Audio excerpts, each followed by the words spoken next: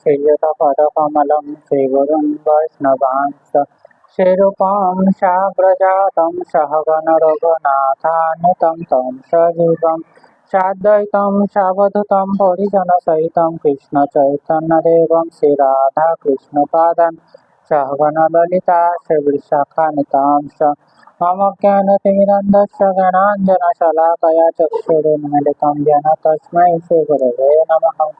नमो विष्णुपादाय गौराङ्गप्रेष्ठरूपिणे श्रीभक्तिविबुधाय वैवधानिति नामिने नमो विष्णुपादाय गौरपृष्ठाय भूतले श्रीभक्तिप्रमदाय पुरिगच्छामि नामिने नमो विष्णुपादाय कृष्णपृष्ठाय भूतले श्रीमते भक्तिसिद्धान्त सरस्वतीति नामिने नमो गौरकिशोराय साक्षात् वैराग्यमूर्तये विप्लम्बरसम्बधे पादाम्बुजाय ते नमः। नमो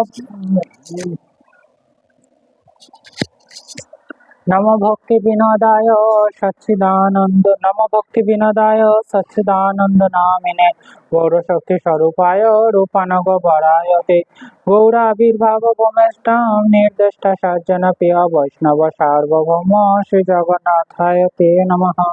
वाञ्छाकल्पतरुभ्यश्च कृपा सिन्धुभ्येव च पतितानां पावनेभ्यो वैष्णवेभ्यो नमो नमः।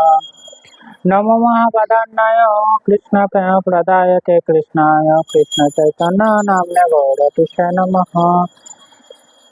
हे कृष्ण करुणा सिंधु दीनबंधु जगत्पते गोपेश गोपिका कांत राधा कांत नमस्ते तप्त कांचन गौरांगी राधे वृंदावनेश्वरी वृषभानुसुते देवी प्रणमामि हरिप्रिये जय श्री कृष्ण चैतन्य प्रभु नित्यानंद श्री अद्वैत गदाधर शिवाचार्य गौर भक्तवृंद हरे कृष्ण कृष्ण कृष्ण हरे हरे हरे राम राम राम हरे हरे। सर्वज्ञ अस्मदीय गुरुदेव श्रीमद् भक्ति विबुध बधायन गोस्वामी महाराजेर पादपद्मे दंडवत प्रणति निवेदन करी कृपा करुन हृदय मंदिरे अवस्थित हইয়া हरि कथा श्रवण करान। तत्पश्चात परम गुरुदेव एवं गुरु परम्परा प्रति सश्रद्ध प्रणति निवेदन करी कृपा करुन যাতে আজ আমি हरि कथा श्रवण करते पारी। सभाয় उपस्थित समस्त वैष्णवबृंद वैष्णवीबृंद मातृमंडली पितृमंडली समस्त भक्तबृंदेर प्रति सश्रद्ध प्रणति निवेदन करी कृपा करुन যাতে আজ আমি हरि कथा श्रवण करते पारी।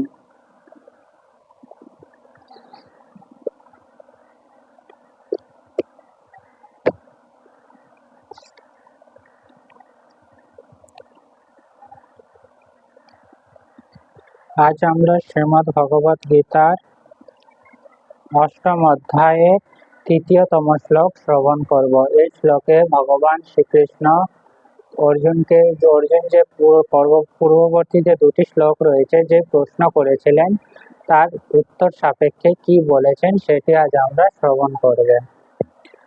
তো এখানে কি বললেন, শ্রী ভগবান উবাচ অক্ষরম ব্রহ্ম পরমম স্বভাবাত্মাত্ম উচ্যতে ভূতভাবৎ ভবকর বিসর্গ কর্ম সংগীতঃ। এখন আমরা যে সংস্কৃত শ্লোকটি শ্রবণ করলাম, এখন এর প্রতিটি শব্দের আমরা অর্থ জানার প্রয়াস করব। শ্রী ভগবান উবাচ, ভগবান শ্রীকৃষ্ণ বললেন, অক্ষরম বিনাশ রহিত ব্রহ্ম পরম স্বভাব নিত্য স্বভাব আধ্যাত্ম উচ্চতে বলা হয় ভূত ভবৎ করহ জীবের জড়দেহের উৎপত্তিকর বিসর্গ সৃষ্টি কর্ম সংগীত কথিত হয়। এখন আমরা এই যে সংস্কৃত শ্লোকটি যে এখন শ্রবণ করলাম এর বঙ্গানুবাদ কি হবে সেটি শ্রবণ করব। পরমেশ্বর ভগবান বললেন, নিত্য বিনাশ রহিত জীবকে বলা হয় ব্রহ্ম এবং তার নিত্য স্বভাবকে বলা হয় অধ্যাত্ম। ভূতগণের উৎপত্তি ও বৃদ্ধিকর সংসারী কর্ম। অর্থাৎ ভগবান শ্রীকৃষ্ণের মতে এই যে ব্রহ্ম কাকে বলা হয়, ব্রহ্ম হচ্ছে নিত্য বিনাশ রহিত জীবকে, অর্থাৎ এই যে আমাদের মধ্যে যে জীবাত্মা রয়েছে সেটি নিত্য বিনাশ রহিত। এই নিত্য বিনাশ রহিত জীবকে বলা হয় ব্রহ্ম এবং তার নিত্য স্বভাবকে এবং জীবের নিত্য স্বভাব সেটিকে কি বলা আছে, সেটিকে অধ্যাত্ম বলা হচ্ছে। এবং ভূতগণের উৎপত্তি ও বৃদ্ধি কর, মানে ভূতগণ এই যে জীব, জীব হচ্ছে উৎপত্তি মানে জন্ম এবং তার বৃদ্ধি, বৃদ্ধিকরই হচ্ছে কি সাংসারিক সাংসারিক কর্ম। ব্রহ্ম হচ্ছে কি, ব্রহ্ম এই শ্লোক থেকে আমরা কি বুঝতে পারছি, ব্রহ্ম হচ্ছে অবিনশ্বর, নিত্য, শাশ্বত এবং অপরিবর্তনীয়, অর্থাৎ অবিনশ্বর, যার কোনো বিনাশ নাই। অর্থাৎ আমাদের শরীরের মধ্যে যে ব্রহ্ম রয়েছে সেটির কোনো বিনাশ নাই এবং এটা হচ্ছে চিরন্তন, নিত্য, শাশ্বত এবং অপরিবর্তনীয়, অর্থাৎ এর কোনো পরিবর্তন নাই, সৃষ্টির সময় যা ছিল সেটি রয়েছে। এটি হচ্ছে এনার বৈশিষ্ট্য, ব্রহ্মের বৈশিষ্ট্য। কিন্তু এই ব্রহ্মেরও অতীত হচ্ছে, অর্থাৎ আমরা হচ্ছে কি জীব, আমরা প্রতিটা হচ্ছে কি ব্রহ্ম। এই ব্রহ্মের উপরে হচ্ছে কি রয়েছে, ব্রহ্মের উপরে রয়েছে পরম ব্রহ্ম, ভগবান স্বয়ং শ্রীকৃষ্ণ। ব্রহ্ম বলতে তাহলে আমরা কি বুঝলাম, ব্রহ্ম বলতে সাধারণত এই জীবকে বোঝা হয় এবং পরম ব্রহ্ম বলতে বলা হয় পরম পুরুষোত্তম ভগবান স্বয়ং শ্রীকৃষ্ণকে পরম ব্রহ্ম বলা হয়। জীবের স্বরূপ জড় জগতে তার যে স্থিতি তার থেকে ভিন্ন, অর্থাৎ জীবের যে স্বরূপ, জীবের যে স্বরূপ মানে নিজের যে রূপ, সেটি হচ্ছে জড় জগতের থেকে ভিন্ন। এই যে জড় জগতে, যে জগতে আমরা রয়েছি, এই জগৎকে বলা হচ্ছে জড় জগৎ বা মেটেরিয়াল ওয়ার্ল্ড। এই জগৎ থেকে জীব হচ্ছে সম্পূর্ণ ডিফারেন্ট। জড় চেতনায় জীব জড় জগতের উপর আধিপত্য করতে চায়। এই জড় চেতনায়, অর্থাৎ আমরা যেহেতু এই জড় জগতে রয়েছি, আমাদের চেতনা জড় জগতের মাধ্যমে প্রভাবিত হয়। এই যখনই আমাদের চেতনা জড় জাগতিক শক্তির দ্বারা প্রভাবিত হয়, তখন আমরা কি চাই, এই জড় জগতে নিজের আধিপত্য বিস্তার করতে চাই। কিন্তু পারমার্থিক কৃষ্ণ ভাবনায় যারা, তার স্থিতি হচ্ছে নিরন্তর, অর্থাৎ যে আমরা যেহেতু জড় জগতে রয়েছি, জড় জাগতিক বৈশিষ্ট্য কি, এখানে আধিপত্য করা। কিন্তু যখনই আমরা আমাদের নিজ স্বভাব জানতে পারি, আমাদের নিজ স্বভাব হচ্ছে ভগবান শ্রীকৃষ্ণের নিত্য সেবা করা, যখনই আমরা এই যে আমাদের নিজ স্বভাব সম্পর্কে জানতে পারি, তখন কি হয়, আমরা ভগবান নিরন্তর মানে সর্বদাই ভগবান শ্রীকৃষ্ণের সেবাতে রত থাকি। জীব যখন জড় চেতনায় আচ্ছন্ন থাকে, তখন তখন তাকে জড় জগতে নানা রকম, অর্থাৎ যখন আমরা আমাদের চেতনা এই জড় জাগতিক শক্তির দ্বারা প্রভাবিত হতে থাকে এবং এই প্রভাব যে কাটিয়ে যদি না উঠতে পারি, তাহলে আমাদের কি হতে হবে, এই জড় জগতের একটা বন্ধন, সেই বন্ধনে আমাদেরকে আবদ্ধ হয়ে থাকতে হবে। এর ফলে কি, এর ফলে জড় জগতে আবদ্ধ থাকার ফলে জড় জগতে বিভিন্ন রকমের দেহ, যেমন আজ আমরা মানুষ দেহ লাভ করেছি, পরবর্তীকালে আরো যে সমস্ত দেহ রয়েছে, সেই সমস্ত দেহ আমাদেরকে ক্রমানুক্রমিক বা নিজ কর্মগুণ অনুসারে লাভ করতে হয়, যখন আমরা এই জড় জাগতিক মায়ের বন্ধনে আবদ্ধ থাকি। তাকে বলা হয় যখনই এই যে আবদ্ধ হয় বা আবার যে দেহ গ্রহণ করা এবং দেহ গ্রহণ করার পর বিভিন্ন রকম জড়জাগতিক কর্মে লিপ্ত হওয়াকে কি বলা হচ্ছে, কর্ম। অর্থাৎ জড় চেতনার প্রভাবে উৎপন্ন নানাবিধ সৃষ্টি, অর্থাৎ জড় জগতে জড় চেতনা, অর্থাৎ আমাদের যখন চেতনা জড় জগতে প্রভাবিত হয়, তখন তার প্রভাবের ফলে নানাবিধ সৃষ্টি হচ্ছে কর্ম। এই যে বৈদিক সাহিত্য যে সমস্ত রয়েছে, সমস্ত শাস্ত্রে জীবকে বলা হচ্ছে জীবাত্মা ও ব্রহ্ম, কিন্তু কখনোই জীবকে পরম ব্রহ্ম বলা হয় না, এটা আমাদেরকে সর্বদাই খেয়াল রাখতে হবে। অনেকে কি বলেন যে আমরা ব্রহ্ম এবং পরমেশ্বর ব্রহ্ম এক, কিন্তু না, সমস্ত বৈদিক সাহিত্য যদি আমরা সঠিকভাবে অধ্যয়ন করতে পারি এবং সাধুগুরু শাস্ত্রের অনুযায়ী আমরা যদি জানার চেষ্টা করি, তাহলে আমরা ব্রহ্ম এবং পরম ব্রহ্মর মধ্যে পার্থক্য বুঝতে পারবো এবং জীব, আমরা যে জীব, আমাদের প্রকৃত অবস্থান কি, পরমেশ্বর ভগবানের সঙ্গে আমাদের কি সম্পর্ক, সেটি সঠিকভাবে আমরা জানতে পারবো। আর এই জীবাত্মা হচ্ছে কি বিভিন্ন সময় এই জড়জগতে পতিত হয়, আর অন্যদিকে যিনি পরমাত্মা বা পরম ব্রহ্ম, তিনি হচ্ছে কখনো জড়জাগতিক বন্ধনে তিনি আবদ্ধ হন না। এই জড়জাগতিক বন্ধনে আবদ্ধ কি হয়, অন্ধকার আচ্ছন্ন জড়া প্রকৃতির পতিতে হয়ে জীব জড় পদার্থ, অর্থাৎ যেহেতু আমরা এই জগতে এসেছি এবং এই দেহ লাভ করেছি, এই দেহ লাভ করার ফলে কি আমরা যে আত্মা, সেটি আমরা ভুলে যাই। ভুলে গিয়ে আমরা মনে করি যে এই দেহটি হচ্ছে আমাদের সব, এইরকম একটি ধারণা আমাদের মধ্যে চলে আসে। তাই কি বলা হয়, প্রকৃতি, এই যে আমাদের এরকম ধারণা আসার ফলে যে আমরা কি ভগবান শ্রীকৃষ্ণের ততস্থা শক্তি বলে আমাদেরকে বর্ণনা করা হয়। পরা ও অপরা প্রকৃতি তার স্থিতি অনুসারে পঞ্চভৌতিক জড় দেহ অথবা চিন্ময় দেহ প্রাপ্ত হয়। অর্থাৎ পরা ও অপরা শক্তি এবং পরা শক্তির মাধ্যমে কি হয়, স্থিতি অনুসারে পঞ্চভৌতিক, মানে আমাদের যে জড় দেহ এটি 5টি উপাদান দ্বারা গঠিত। সেই পঞ্চভৌতিক উপাদান দ্বারা কখনো এই জড় দেহ লাভ করতে হয়, অথবা অথবা কখনো কখনো আমরা চিন্ময় দেহ লাভ করতে পারি।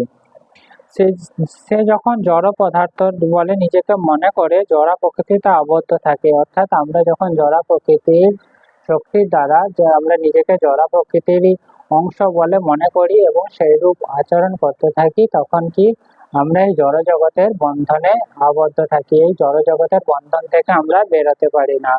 আর এই জড় জগতে 84 লক্ষ যে জীব রয়েছে, সেই 84 লক্ষ জীবের মধ্যেই আমরা ক্রমানুক্রমিক আবর্তন হতে থাকি এবং কি একটা শরীর ত্যাগ করার পর আবার অন্য একটা শরীর লাভ করি। কিন্তু পরা প্রকৃতিতে তার রূপ একটি।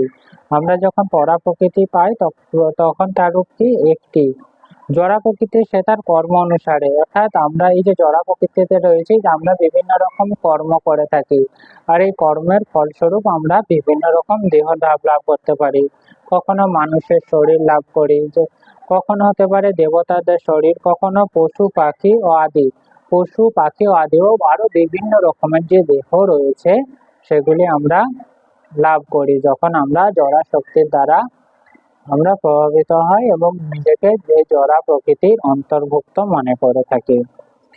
আর স্বর্গ, যখন আমরা এই পৃথিবীতে থাকি, পৃথিবীর যেরকম সুখ স্বাচ্ছন্দ্য বা দুঃখ কষ্ট সেগুলি আমরা ভোগ করতে থাকি। আর যখনই আমরা কোনো দেবতাদের শরীর পাই, তখন কি আমরা স্বর্গলোকে যেতে পারি, যে সেখানকার যে সুখ স্বাচ্ছন্দ্য সমস্ত কিছু উপভোগ করতে থাকি। এবং কখনো কখনো কি এই পৃথিবীতে বিভিন্ন রকমের কর্ম অনুষ্ঠান করা অনুযায়ী বিভিন্ন রকমের কর্মকাণ্ডে, বেদে কর্মকাণ্ডে বিভিন্ন রকমের যজ্ঞের কথা বলা হয়েছে। সেই সমস্ত যাগযজ্ঞ করতে থাকে। যাগযজ্ঞ করার ফলে কি পূর্ণ কর্ম সঞ্চিত হয়। এই পূর্ণ কর্ম সঞ্চিত হওয়ার ফলে কি আমরা ক্রমান্বয়ে ঊর্ধ্বলোকে যাই। আবার যখন আমাদের পূর্ণ কর্ম ক্ষয় হতে থাকে, তখন আবার আমরা নিম্নগামী হয়।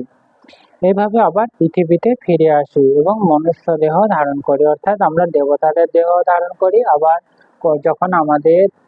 যখন কর্মগুণ বা আমাদের যে পূর্ণ কর্মের ক্ষমতা সেটি ধীরে ধীরে হ্রাস প্রাপ্ত থাকে, তখন আমরা আবার মনুষ্য দেহ অথবা আবার বিভিন্ন রকমের পাপ কর্ম বা কর্মের কারণে আরো অন্যান্য যে সমস্ত দেহ রয়েছে সেগুলি আমরা পেতে থাকি। এরকম চক্রাকার আবর্তন চলতেই থাকে। এই যে চক্রাকার আবর্তন, এই প্রক্রিয়াকে, এই যে এক দেহ থেকে অন্য দেহ তার কর্ম অনুসারে পাচ্ছে, এই প্রক্রিয়াকেই বলা হচ্ছে কর্ম। ছান্দোগ্য উপনিষদ, যে 108টি উপনিষদ রয়েছে তার মধ্যে একটি প্রধান উপনিষদ হচ্ছে কি ছান্দোগ্য উপনিষদ। এই ছান্দোগ্য উপনিষদে যে যাগযজ্ঞ করা হয় তার প্রণালী বা পদ্ধতি বর্ণিত আছে। সেখানে কি যজ্ঞের বেদিতে 5 রকমের অগ্নিকুণ্ডে 5 রকমের অর্ঘ্য দান করা হয়। যে যজ্ঞ করা হয় সেই বেদিতে কি 5 রকমের অগ্নিকুণ্ড করা হয়। সেই 5 রকম অগ্নিকুণ্ডতে আবার 5 রকমের অর্ঘ্য দান করা হয়। এই যে 5 রকমের বা পঞ্চবিধ অগ্নিকুণ্ড রয়েছে, সেই 5 রকমের অগ্নিকুণ্ডগুলোর নাম কি, যেমন হচ্ছে স্বর্গলোক, মেঘ, পৃথিবী, নর ও নারী রূপ ধারণা করা হয়। যে 5 রকমের অগ্নিকুণ্ড, সেগুলিকে আমরা কি কি জানলাম তাহলে?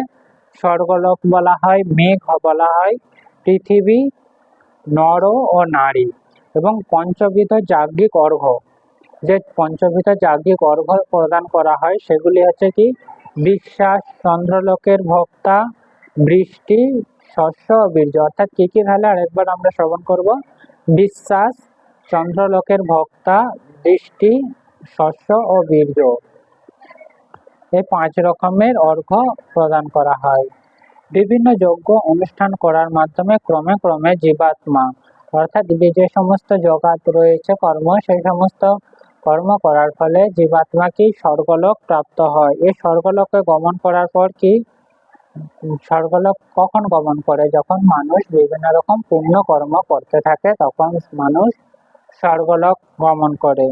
এই যজ্ঞের ফলে আবার যখন পূর্ণ কর্মফল শেষ হয়ে যায়, তারপর যজ্ঞের অর্জিত যখন আমাদের মধ্যে যখন পূর্ণ কর্ম যখন শেষ হয়ে যায়, তখন কি বৃষ্টির মাধ্যমে এই পৃথিবীতে আবার পতিত হয়।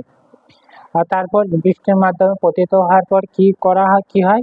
বিভিন্ন শস্যকণা, পৃথিবীতে যে সমস্ত শস্য রয়েছে সেই সমস্ত শস্যকণার মধ্যে শস্যকণায় পরিণত হয়। মানুষ সেই শস্য আহার করে এবং আহার করার ফলে মানুষের মধ্যে যে বীর্য, সেই বীর্য পরিণত হয়। আবার এই বীর্য যখন কোনো স্ত্রী যোনিতে সঞ্চারিত হয়, তখন কি হয়? তখন সে স্ত্রী গর্ভবতী হয়। এইভাবে জীবাত্মা আবার মনুষ্য শরীর প্রাপ্ত হয়। অর্থাৎ এইভাবে চক্রাকারে মনুষ্য জীবন বা জীবাত্মা এরকম ভাবে চক্রাকারে ঘুরতে থাকে। এই অনুষ্ঠান এইভাবে প্রতিনিয়ত জড় জগতে গমনাগমন, একবার ঊর্ধ্ব দিকে আর একবার নিম্ন দিকে, এরকম ভাবে গমনাগমন চলতে থাকে। কিন্তু এই যে যারা হচ্ছে ভগবান শ্রীকৃষ্ণের নিত্য সেবায় লিপ্ত বা কৃষ্ণ ভাবনাময় পন্থায় অবলম্বন করে, তারা এই সমস্ত যজ্ঞ অনুষ্ঠান তারা পরিহার করে। যজ্ঞ অনুষ্ঠান পরিহার করে তারা সরাসরি হচ্ছে ভগবান শ্রীকৃষ্ণের ভক্তি পন্থা, ভগবান শ্রীকৃষ্ণের যে ভক্তি যোগের কথা ভগবত গীতা এবং অন্যান্য বৈদিক শাস্ত্রে বর্ণিত আছে, সেই ভক্তি যোগ বা ভক্তি পন্থা অবলম্বন করে। এবং এই ভক্তি পন্থা অবলম্বন করার একটি সুগুণ কি? সুগুণ হচ্ছে সরাসরি ভগবান শ্রীকৃষ্ণের গোলকধাম সেখানে পৌঁছানো যায়। এটাই হচ্ছে ভক্তি যোগের অন্যতম সুগুণ। অন্যদিকে আবার কি আমরা জানি বিভিন্ন নির্বিশেষবাদীরা অযৌক্তিক ভাবে গীতার হচ্ছে অপব্যাখ্যা করে। তারা কি করেন? তারা বলেন যে ব্রহ্ম জড় জগতের জীব রূপ ধারণ করে এবং তার প্রমাণ স্বরূপ যে তারা কি বলেন, তারা ব্রহ্ম যে ব্রহ্ম জড় জগতে জীব রূপ ধারণ করে এবং তারা তার প্রমাণ স্বরূপ গীতার ৫ম অধ্যায়ের ৭ম শ্লোকের অবতারণা করে। কিন্তু এই যে শ্লোকটি আমরা এখন শ্রবণ করলাম, এই শ্লোকে কি? এই শ্লোকে জীবাত্মা সম্পর্কে পরমেশ্বর আরো একটি কথা বলেছেন। সেটি হচ্ছে কি, আমরা নিত্য ভিন্ন অংশ, অর্থাৎ ভগবান শ্রীকৃষ্ণ ভগবানের অনুসদৃশ্য অংশ। ভগবান শ্রীকৃষ্ণ হচ্ছে পরমাত্মা এবং তারই অনুসদৃশ্য অংশ হচ্ছে আমরা।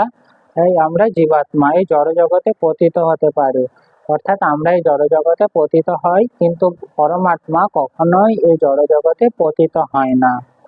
কিন্তু পরমেশ্বর ভগবান কখনো পতিত হন না, বা তিনি হচ্ছেন তাই যেহেতু ভগবান শ্রীকৃষ্ণ এই জড় জগতে পতিত হয় না, তাই তাকে কি বলা হয়? কিন্তু ভগবান শ্রীকৃষ্ণ আরেক নাম হচ্ছে অচ্যুত, অর্থাৎ তার কোনো পতন নেই। ও পরম ব্রহ্ম পরমেশ্বরকে কখনো এক বলে বর্ণনা করা হয়নি এবং কি এই পরম ব্রহ্ম জীবে পরিণত হয়, এই অনুমান গ্রহণযোগ্য নয়। অর্থাৎ তাদের মতে কি, যে পরম ব্রহ্ম বা ভগবান শ্রীকৃষ্ণ হচ্ছে কি জীব রূপে পরিণত হয়, এটি হচ্ছে অপব্যাখ্যা বা এটি সঠিক ব্যাখ্যা নয়। বৈদিক সাহিত্যে যে সমস্ত বৈদিক সাহিত্যে আমরা কি ব্রহ্ম বা জীবাত্মা এবং পরম ব্রহ্মকে, অর্থাৎ ব্রহ্ম হচ্ছে কি আমরা জীবাত্মা, আর পরম ব্রহ্ম ভগবান শ্রীকৃষ্ণ বা পরমেশ্বরকে কখনো এক বলে বর্ণনা করা হয়নি।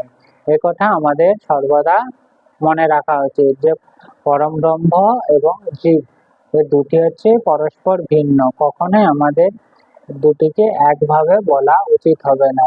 সর্বদা আমাদের যে পার্থক্য পরম ব্রহ্ম ভগবান শ্রীকৃষ্ণের সঙ্গে আমাদের যে অনু আত্মা জীবাত্মা বা ব্রহ্ম, এটি পার্থক্য আমাদের সর্বদা মনে রাখতে হবে।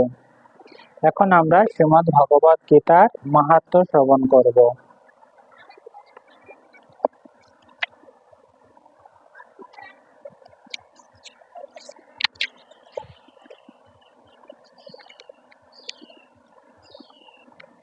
আজ আমরা ২৯তম ও ৩০তম মাহাত্ম্য শ্লোক শ্রবণ করব। অভিচারদ ভবম দুঃখম বরসা পাগতঞ্চ যৎ নপ নপসর্পতি তত্রৈব যত্র গীতার্চনে গৃহে। এই যে অর্থাৎ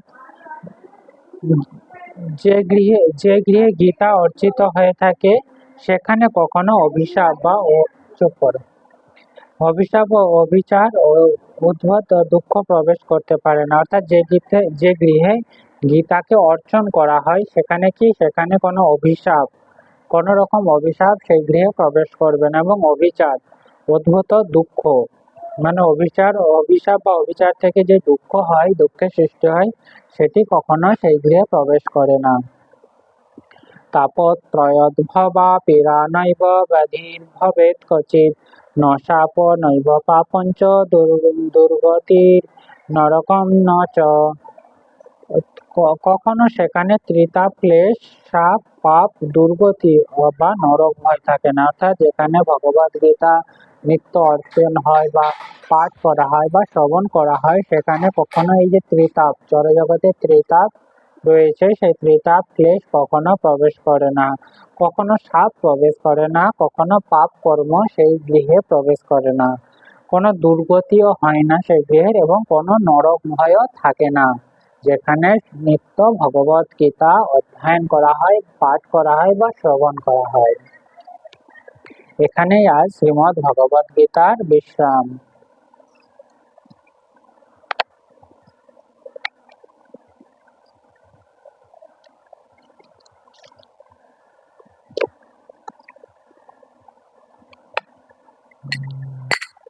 হরিহরায় নমঃ, কৃষ্ণ যাদবায় নমঃ, যাদবায় মাধবায় কেশবায় নমঃ, গোপাল গোবিন্দ রাম শ্রী মধুসূদন, গিরিধারী গোপীনাথ মদন মোহন, শ্রী চৈতন্য নিত্যানন্দ শ্রী অদ্বৈত সীতা, হরি গুরু বৈষ্ণব ভাগবত গীতা, শ্রী রূপ সনাতন ভট্ট রঘুনাথ, শ্রী জীব গোপাল ভট্ট দাস রঘুনাথ, বিষয় বসাই চরণ বন্দন, যাহা হইতে বিশ্বনাথ বিশ্ব পুরাণ, বিষয় বসাই যার মই তার দ্বার, তার সবার পদরেণু মত পঞ্চগ্রাস, তাদের চরণ সেবি ভক্ত শনিবার, জনমে জনমে হয় অভিলাষ, বিষয় বসাই যাবে ব্রজে কৈলাবার, রাধা কৃষ্ণ নিত্য লীলা করিলা প্রকাশ, আনন্দে বল হরি রাজ বৃন্দাবন, শ্রী গুরু বৈষ্ণব পদে মা জয়মন, শ্রী গুরু বৈষ্ণব পদ পদ্ম করিয়া, নাম সংকীর্তন করে নরোত্তম দাস, হরে কৃষ্ণ হরে কৃষ্ণ কৃষ্ণ কৃষ্ণ হরে হরে, হরে রাম রাম রাম হরে হরে, নিতাই গৌর হরে রাম হরে রাম হরে রাম হরে রাম, নিতাই গৌর হরে রাম হরে রাম হরে রাম হরে রাম, নিতাই গৌর হরে রাম হরে রাম হরে রাম হরে রাম। जय श्री कृष्ण गौर प्रेमानंद हरे हरे। जय श्री श्री गुरु गौरांग राधार गिरिधार जी की जय। जय सापरिक श्री गुरु गौरांग गदाधर राधा गोपीनाथ गिरिधारी जी। जगन्नाथ लक्ष्मण नृसिंह भगवान की जय। जय अपना गुरुदेव श्रीमद भक्ति वेदांत बदायन गोस्वामी महाराज की जय। गुरु परंपरा की जय। वृंदा देवी तुलसी महारानी की जय। भगवान मंगल हरिनाम संकीर्तन की जय। जय श्री निताय गौर प्रेमानंदे हरि हरि।